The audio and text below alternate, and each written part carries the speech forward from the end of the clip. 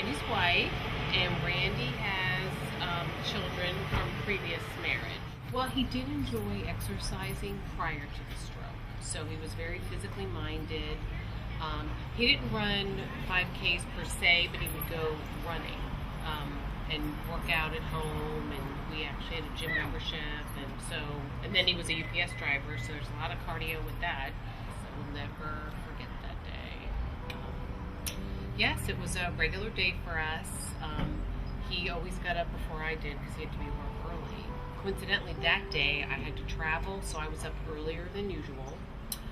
His routine was to work out in the morning before he went to work. So I was in the kitchen, and I heard him in the basement, and it sounded like a groan, so I thought maybe he was lifting, and I said, "Randy, are you okay?" And he didn't answer.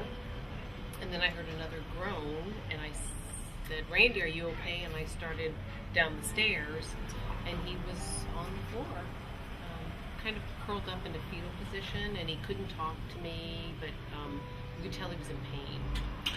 He was just kind of rolling, so I called 911, stayed on the phone with them until they got there.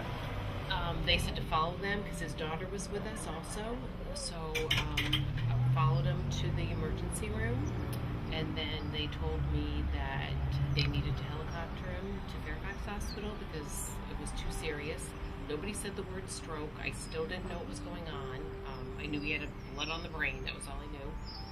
So they were going to fly him to Fairfax, and so I had to drive, and they said, "Just go because it's going to take us a very short time."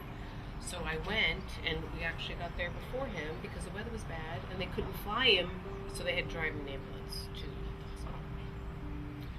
So it was really hours and hours before I realized what had happened. Like, I actually had to say, "Did my husband have a stroke?" Nobody ever used those words.